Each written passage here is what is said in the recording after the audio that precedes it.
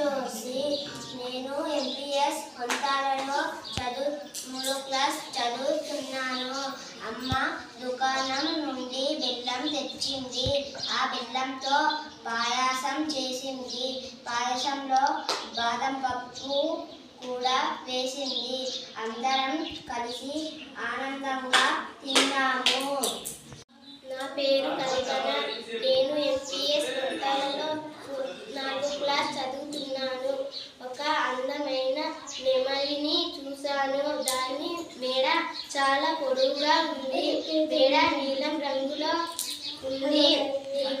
ఈకలు చాలా అందంగా ఉన్నాయి. నా పేరు కల్పన. నా పేరు భానుమతి. నేను ఎంపీఎస్ వంతాల స్కూల్లో 3వ తరగతి చదువుతున్నాను. పిన్ని వాళ్ళ ఇంటికి నేను వెళ్ళాను. ఆ ఇంటి దగ్గరలో ఒక తోట ఉన్నది. తోటలో పిల్లలు ఆడుకుంటున్నారు.